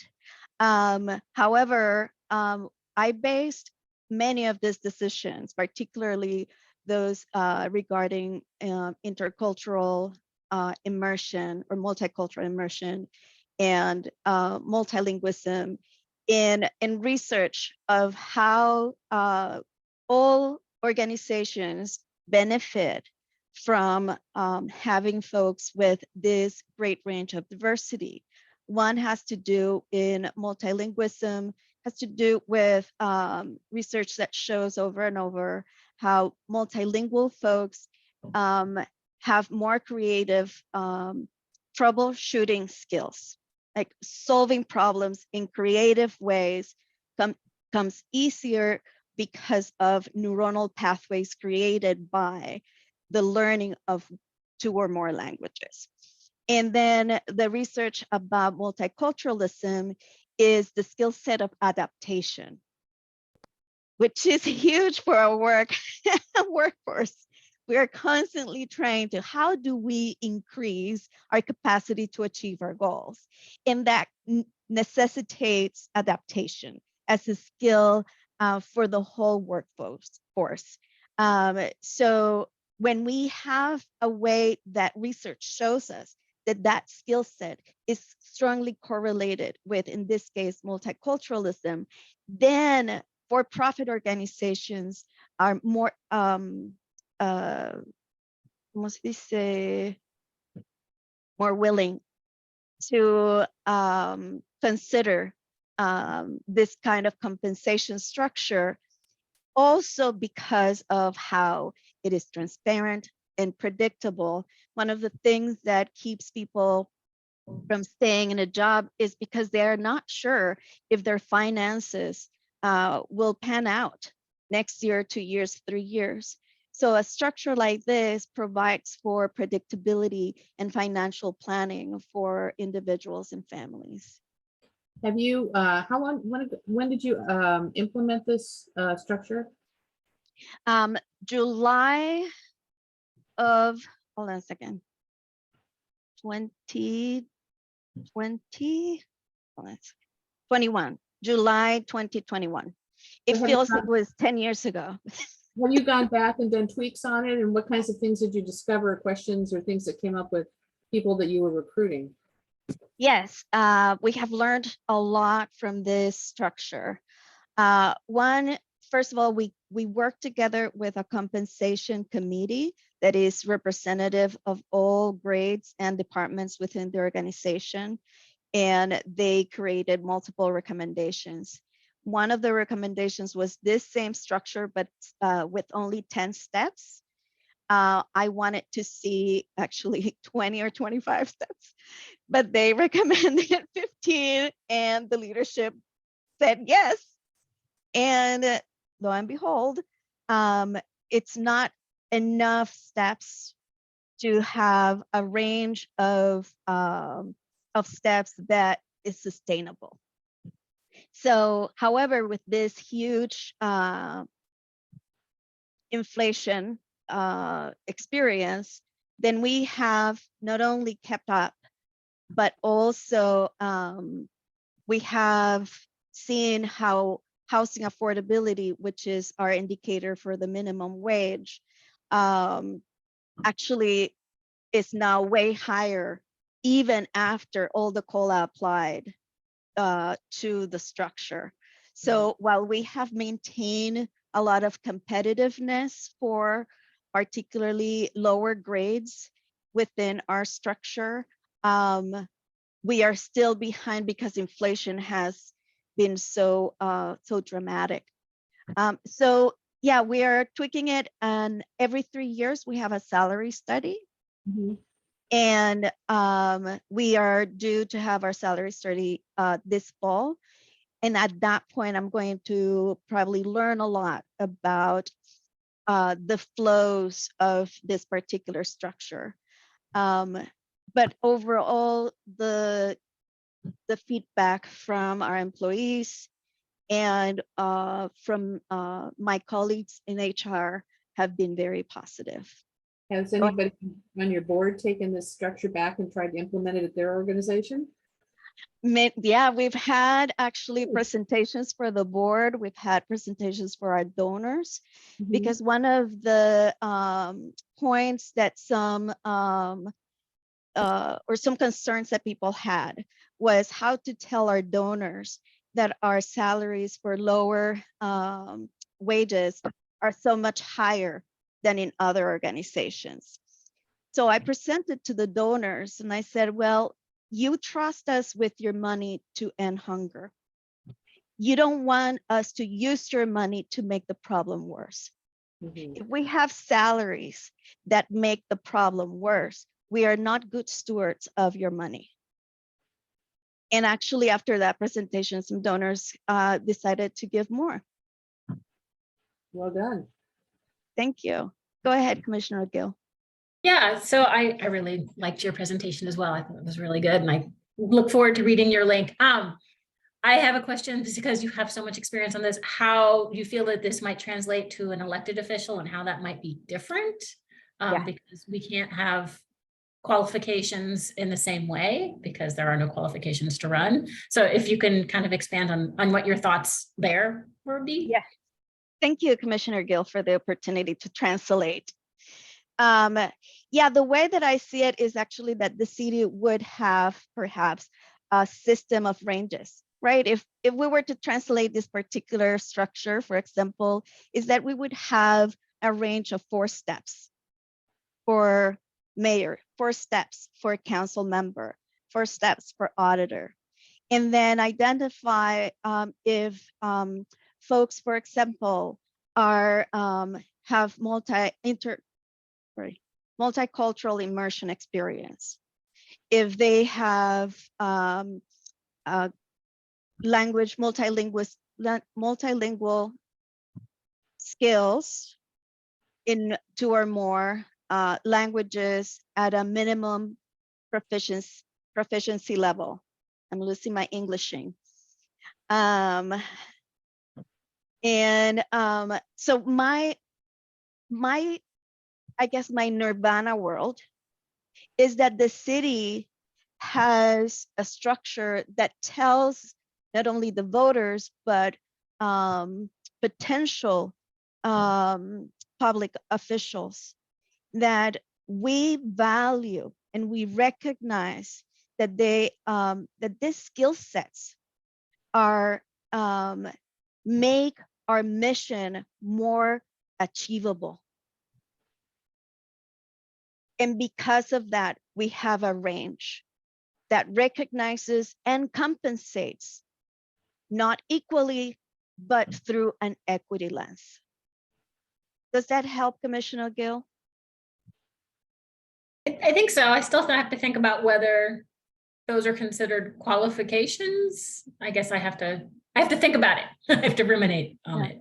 Yeah. Yeah, it wouldn't be qualifications. It would be like this one is a compensation SOP. It's a structure of compensation. So it would not be qualifications to run, but it is only regarding the compensation structure. How do you separate those though?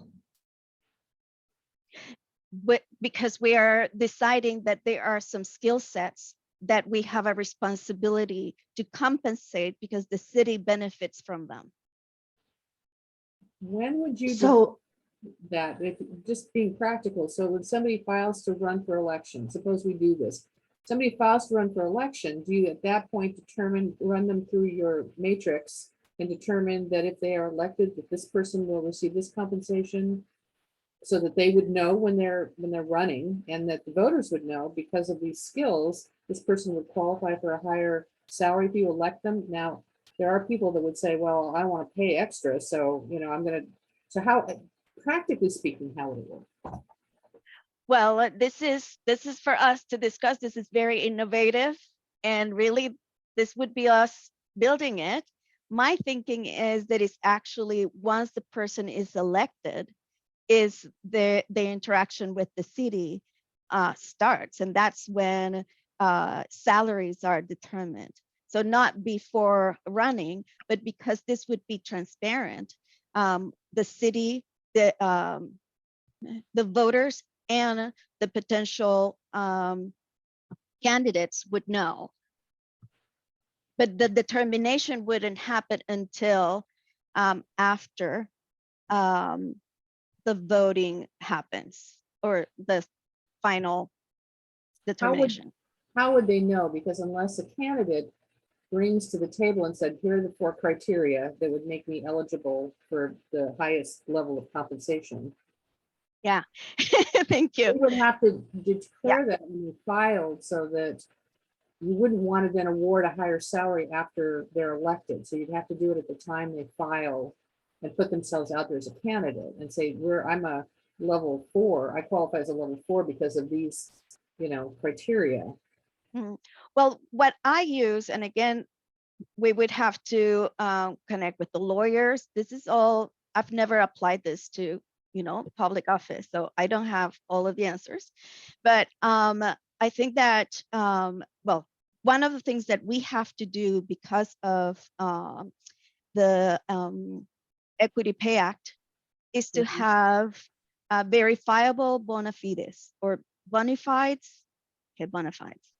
And then we have a form that we use with the candidate after we have selected that person as the final candidate, and we start talking about then what is the compensation offer. So at that time we have a survey, and that is our verifiable bona fide documentation. Commissioners, I don't mean to interrupt, but I need to mention a couple things. First, I was waiting to see your level of interest in this conversation. We can absolutely bring in additional resources to help kind of clarify logistically how this could happen. So maybe city attorneys for human resources.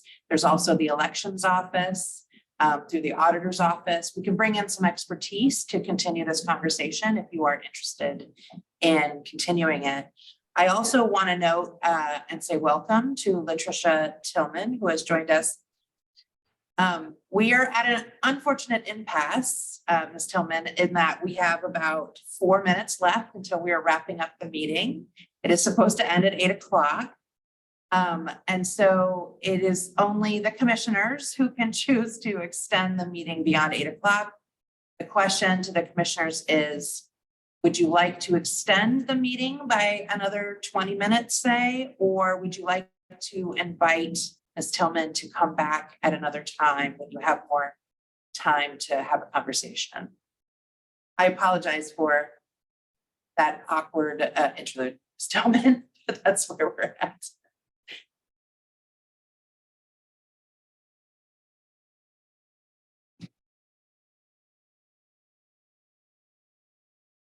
Does anyone want to speak up? Are we doing things in the chat? Is that what's happening? Yeah, Jamie, it's in the chat. It sounds like everyone can extend for at least 15 minutes, except me, because I've got to go put the kids to bed. So I got to run, but it sounds like everyone else is good for at least 15. Okay. That's great. So I guess Commissioner Martinez, so everyone thumbs up? We're going to extend to 8:15. Sounds good. Okay. Commissioner Martinez, would you mind introducing your guest, please? Yes, thank you, Jamie. Well, Latricia Tillman and I met as part of a practitioner circle on equity and racial justice that is sponsored by Western States Center. And we met 2 years ago, maybe 3, when the pandemic started. And yeah, 3. Wow. And Latricia and I have been meeting even outside of that space as people to connect with, to ask counsel, to have guidance. And some of the work that Latricia has been able to do at in Washington County has also informed my own practice. So I wanted to invite her in talking to us about her own experience working with HR regarding the structure they created for multilingual differential pay. It's a little bit different from our system, and I want to make sure that we also learn from the wisdom from that experience. Latricia has been, I forget how many years at Washington County and soon to retire. Whoop, whoop. But before she leaves, we can learn from them. Latricia. It's on public record now. Now you have to do it. I'm not retiring, I'm pivoting. So yeah, there's still too much work to be done. But thank you so much, Commissioner Martinez, for the invitation, and good evening, everyone. Thank you so much for inviting me to present. My background is in equity, diversity, and inclusion work, starting from working within a healthcare setting. And so that is where I first became aware of the importance of bilingual staff and the compensation of bilingual staff in terms of being able to provide excellent quality healthcare for individuals that treats people with dignity. Healthcare and education were really the forefront of assuring that language access was fully enacted as a part of the Civil Rights Act of 1964. So this is not a new practice. It has been included in the Civil Rights Act of 1964 as a part of ending discrimination based on national origin. And actually, I think about 10 years later, a case was brought to the Supreme Court that upheld that to be true. And that was a case related to educational access for children. So when we think about bilingual ability of our staff, it's so important that we have high quality, well compensated staff so that they can get it right in terms of the ways that we provide services to our entire community, which is increasingly diverse. I am in Washington County, and we are recognizing that there are 13 languages currently that meet the threshold for the need for proactive translation. So either over 1,000 individuals speak one of the 13 languages, or over 5% of the population speaks one of those 13 languages. But when it comes to access to an interpreter, there is no minimum threshold. Even if one person needs language assistance, it should be provided to them. And with languages that are more common, it's obviously beneficial to have the bilingual and preferably bilingual bicultural staff to provide those services. So some of the things that we've been grappling with here is really thinking about the why. Why are we looking at updating our bilingual pay policy? Part of it is that compliance element.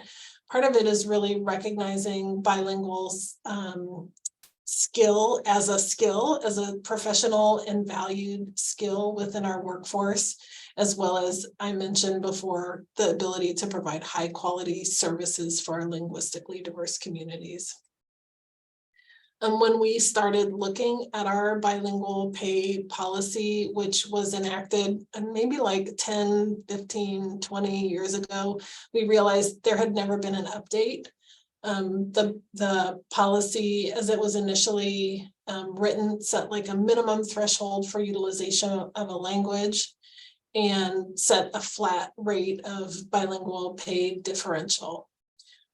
Nobody actually talked to bilingual staff to see how that was working. So when we started working on the policy update, we found that updating bilingual pay was important, and there were other major issues that needed to be addressed as it relates to bilingual staff.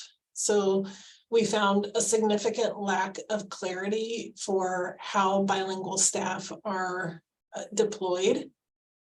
They may be able to provide direct services to a client whose language they speak, but they were also being used as interpreters and translators. And there was really little knowledge of the difference between the appropriate role for bilingual staff and the appropriate role of an interpreter and a translator. And that there are particular skills associated with, hearing one thing, shifting languages in your head and saying it in another language. So being that middle person, that's a skill set on its own. Think about playing telephone, right? Some people are good, some people are not. The message always gets messed up if you don't know what you're doing. So it's a skill set. And then translating. Receiving a written communication in a language and then rewriting it in a different language. So those things, because staff and managers really hadn't been trained in the appropriate way to use an interpreter or a translator or a bilingual staff person, we're all getting sort of mushed together in one role. So we are seeking to provide that clarity in the policy update. The other thing that we found was that bilingual staff were being told that if they got it wrong, they could be at legal risk and they would be on their own to defend themselves, which is just factually inaccurate. They were discouraged from using their language in the workplace outside of providing information to staff. oftentimes their workload was not adjusted. So there's a difference between me telling you this information in English and if I were going to explain to you this information in Spanish or another language, I would have to explain, why do we need a salary commission? How does our government function? And then eventually get to the work of the salary commission. And that would take significantly more time.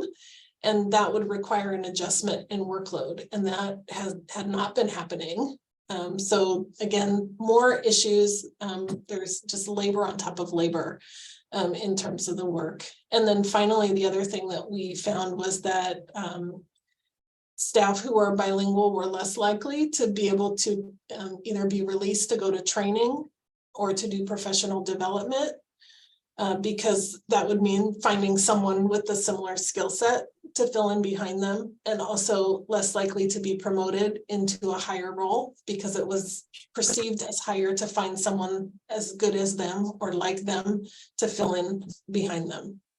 So those were all some of the issues that we were wanting to address. In addition, I realize you're the salary commission, you're dollars and cents folks, but there's so much more context to the improvement of how bilingual staff are being treated, in addition to actually valuing their time through a salary adjustment. So in terms of our actual proposal for salary, I heard the conversation about Equal Pay Act. We're working on through the same things here as well. We had considered the importance of looking at a percentage adjustment, so a flat percentage adjustment that's applied across multiple levels of salary, recognizing that oftentimes a higher level pay might reflect a higher level of complexity or importance or consequence of getting the information wrong. So for us thinking about like sheriff's deputies, parole probation officers, court staff, juvenile counselors, et cetera. And then thinking about like kind of a more routine interaction between a front desk staff and a client. However, it is so complicated because the front desk staff may be using their language skills a greater percentage of their time than somebody who is serving the broader community and may need to use their language skills on occasion, but in very important situations. So we're trying to navigate the percentage of time that people are using their language skills, as well as the complexity of their language skills. And then we're also really hoping that our programs will invest in staff being trained also to be interpreters and translators if they have the interest and if they feel like that matches their skill sets. And then thinking about what would an additional level of pay adjustment look like if they were certified in those ways.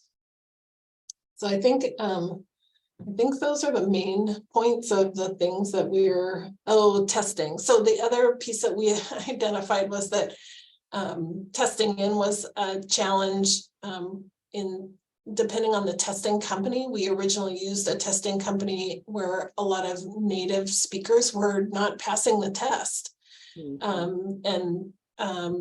That has implications for the integrity of the test.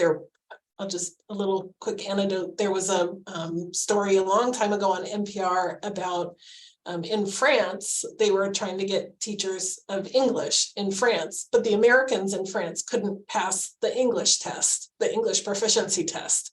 But the French people who learned English in France could pass the proficiency test. And so the way that doesn't make sense when we think about, wait, I've been speaking English my whole life and I can't pass the English proficiency test in France. That's the thing that was happening here, particularly for Spanish speakers. So then there's a question about bias in the test. And a lot of anxiety actually of bilingual individuals who some I've heard say, I speak the Spanish from the country Spanish, not university Spanish, and then wondering like, how am I going to score on the test? And what does that say about me? And what does that say about my connection to culture and community and language? And so there's definitely some anxiety just in the testing process as well that we needed to address. I think that's probably all. Lots and lots to think about. It is very complicated, and I think at the root of it all is really about having a system that is equitable, respectful, and also eliminates our kind of English-centric biases in many of our institutions. So I think with that, happy to take any questions you might have. Thank you. We have about 5 minutes for questions before we need to wrap up. Commissioner Johnson? Hi, thank you. That's really an interesting, interesting presentation. One of the things that occurred to me almost immediately is, are you providing these pay differentials and working on this program for non-represented people, or are these for using these during collective bargaining? Who is receiving these kinds of salary differentials, and what's the collective bargaining piece been like if you've been bargaining it? Yeah, I haven't been involved in the collective bargaining. What happened for us about a year ago was recognizing that the bilingual pay had not been adjusted since the inception of the bilingual pay policy. There was an interim adjustment, I think maybe of about $20 per pay period, and it was across the board. I think that what happened in terms of the collective bargaining is the collective bargaining units put it in their bargaining at the same level that everybody else was getting. So I think just to codify it, but the bilingual pay adjustment would apply to both represented and non-represented staff. And where I am, there's, I think, 5 different unions. And so it would be something that would be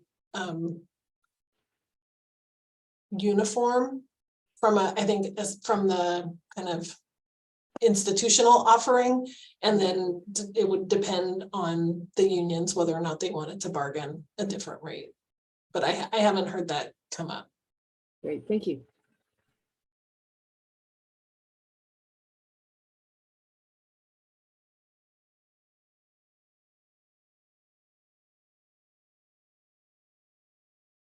Commissioner Martinez? Thank you again, Latricia, for coming and sharing. Something I want to lift that is different, that one of the things that in Washington County is using is differential pay for using the language, whether that is interpretation or translation, community engagement.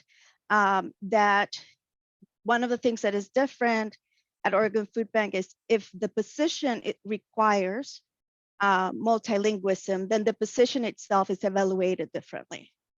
And we are the minimum professional proficiency level is applied when people are not required to use the language.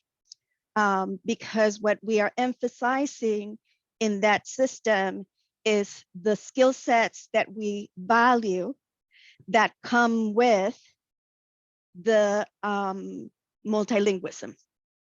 So then those are kind of parallel compensation tracks. Just wanted to lift that difference that I think it's important when we apply it to a public official. And I wanted to lift my own personal experience that in many organizations, I was the whole agency in Spanish. Because even though I had my own job, then I was typically the only Spanish speaker. So I represented all things the organization in Spanish. And that speaks to what Jamie was also lifting from last week's presentation, that additional labor that in this case, the city would benefit from, and most organizations don't pay for it.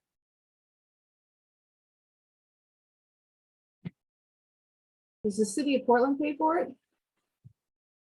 City of Portland, oh, go ahead. Yes, we do. We have a language pay differential program. It does involve testing for that proficiency. We also looked into the differences between translation and what we are calling providing access. We've had similar experiences. But yes, we also included access to the differential program through bargaining. And so now all of our union employees, as well as non-represented employees, are able to request a differential. So do people get paid for using another language, even if their job doesn't require it, but just because they have the skill and they can use it ad hoc, but it's not part of the actual job requirement? They do have to use it on the job. However, it doesn't have to be part of sort of the required duties of the job. So if they have somewhat, parallel engagement with members of the community, for example, they might have a job that's not necessarily public facing, they're not doing outreach specifically, but in some way they come across members of the public and are able to use their language skills, they would be eligible for the differential. So we do have some jobs that and a list of languages that, if you test and you're proficient and you do this job, you are sort of automatically provided with the differential, but in some cases that connection is not so clear. And so then on a case-by-case basis, we have a couple of folks, BHR and the Office of Equity and Human Rights represents sort of a committee that makes a determination on those cases that might not be so obvious. And our differential is an extra $1 an hour. And so for a full-time job, that's 2,080 hours a year. So the differential is $2,080 a year. You get the differential not based on how often you're speaking the language, but on your pay as a whole. We will send you that policy as a follow-up. I'm sorry to have to wrap this up, but I know we have like 1 minute to do all of our wrap-up stuff. I want to thank Patricia and obviously Commissioner Martinez for this really amazing conversation. It's been really valuable. I think we're going to pick up right here where we left off at our next meeting. Speaking of our next meeting, it is next Tuesday, the 30th. You do not get fortunately a week off. I'm sorry.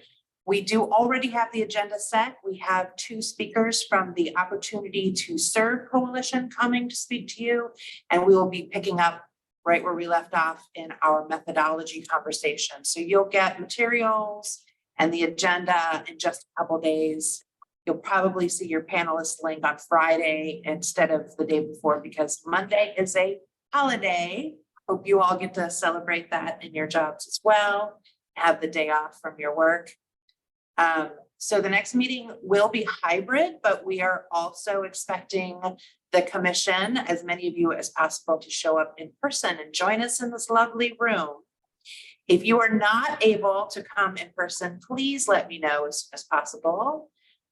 So we can let our communication staff know that is that we will have folks online and in person. I'm trying to think. I think there were multiple things I wanted to tell you, but that is all I can remember. Any last questions? All right. Thanks for another fabulous meeting. We are officially adjourned. Have a great evening. Thank you so much. See you next week. Bye.